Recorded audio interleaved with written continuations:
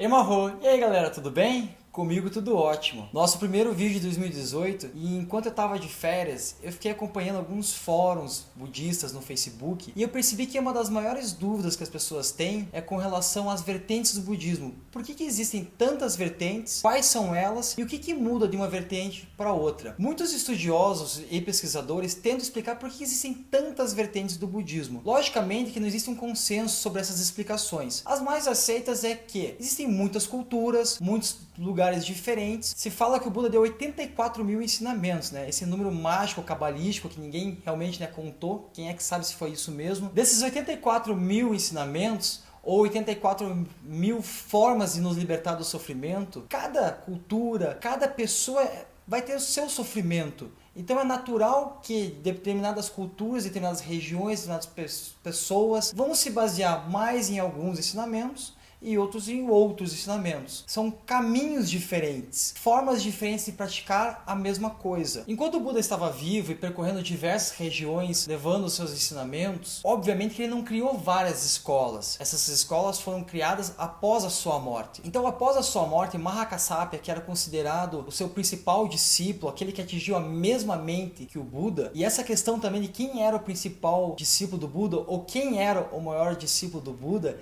isso varia conforme a escola, porque existem escolas que se baseiam mais em um determinado discípulo, outras escolas que se baseiam em outro discípulo. Mas Mahakassapa há um grande consenso entre ele, porque o próprio Buda em vida deu seu manto para Mahakassapa, dizendo que Mahakassapa tinha a mesma mente de Buda. Mahakassapa, muito preocupado com distorções que ele tinha ouvido de monges noviços, teve a ideia de fazer o primeiro concílio budista, uma grande reunião entre os monges budistas. Entre eles estava o venerável Ananda, que era o primo e assistente pessoal do Buda, que era uma pessoa que tinha uma capacidade de memorização enorme. É como se ele tivesse uma memória fotográfica. Tudo o que ele ouvia, ele decorava, palavra por palavra. Então o Buda criticava muito o Ananda, falava assim: Ananda, você se preocupa demais com as palavras, você olha muito pro meu dedo, mas você não olha para onde meu dedo aponta. Como você está muito preso às palavras, você não vai conseguir atingir a iluminação. Tanto isso é verdade, que se fala que o Ananda só conseguiu a liberação após a morte do Buda. Ao Mahakassapa reunir o grupo de monges, ele até provocou Ananda.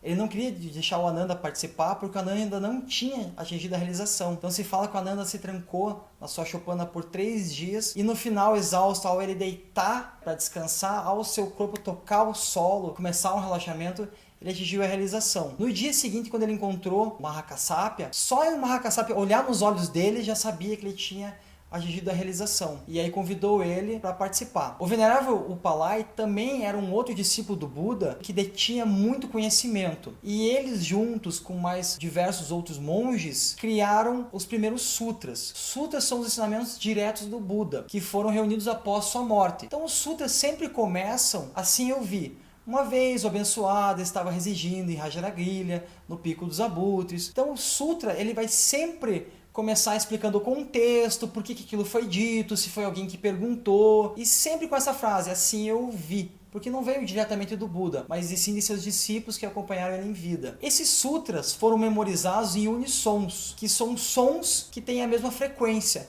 É como hoje a gente vê, por exemplo, os professores de cursinho criando musiquinha, criando piada para decorar. Esse era um método na época utilizado para eles decorarem. Aquilo era cantado. Dessa forma, ia sendo passado de discípulo para aluno. Desses sutras surgiram, se fala em 18 tradições, mas a única que existe até hoje é o Theravada, que sem dúvida é a escola mais ortodoxa do budismo. Ela é muito encontrada aqui no Brasil também. Ela é principalmente encontrada no sul da Ásia, em países como, por exemplo, a Tailândia, onde ele segue o caminho do Arhat. O Theravada é basicamente um caminho solitário, onde se busca a sabedoria, onde se busca se tornar esse Arhat. 400 ou 500 anos após a morte do Buda, surge o caminho Mahayana. O Mahayana quer dizer grande barco, aquele que leva muitas pessoas. Por que ele é chamado de grande caminho? Porque ele não é apenas para os monges, ele é o caminho para os leigos também. O Buda ensinava tanto os monges, que eram os bhikkhunis, quanto também ensinava os patriarcais, os pais de família, as mulheres, aqueles que não queriam levar uma vida monástica. Obviamente, se ele era o grande caminho, o Theravada passou a ser chamado de pequeno caminho, o que na verdade o pessoal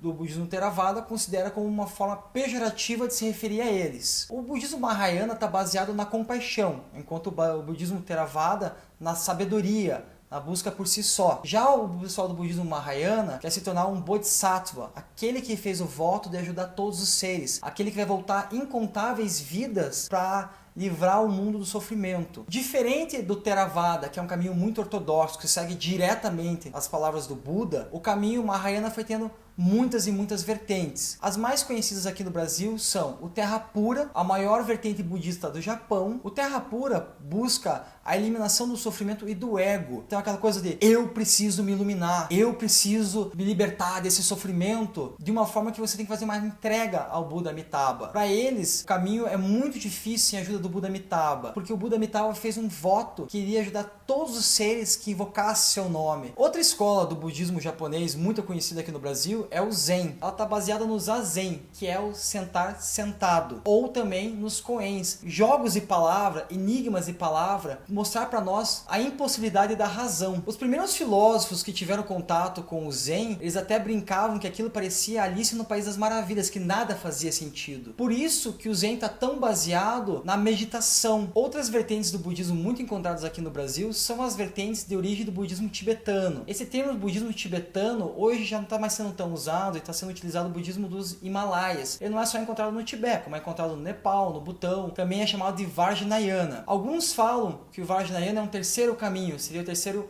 Yana. Outros dizem que não, que apenas são métodos do próprio budismo Mahayana. São formas de se praticar o budismo Mahayana. Esses métodos de se praticar o budismo Mahayana encontrado no budismo Vajrayana se destaca a visualização de deidades, completar o nôndulo, que são práticas preliminares como o acúmulo, por exemplo, 100 mil prostrações, 100 mil mantras. Acho que a primeira escola que chegou no Brasil do budismo Vajrayana foi o Gompa, trazido por sua eminência o Shakdu Tuku Rinpoche. E hoje também, mais recentemente, a última que eu saiba que chegou até aqui foi o Drukpa, trazido pelo Lama Jigme Lawan. Agora, na prática, o que muda de uma escola para outra? Sinceramente, apenas o modo de praticar. Todas elas trazem o ensinamento do Buda. Eu me lembro há mais ou menos 2 anos atrás, quando foi feita a inauguração de uma gigantesca estátua do Buda num templo do Zen lá em Viamão, foi convidada a comunidade dos praticantes do Lama Padma Santen. E o Lama Padma Santen, junto com a monja Koen do Zen, o Lama Padma Santen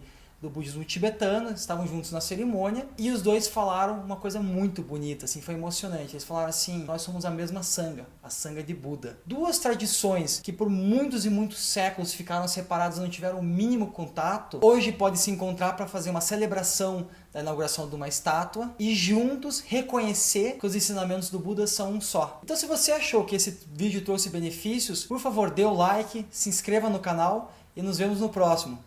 Ho!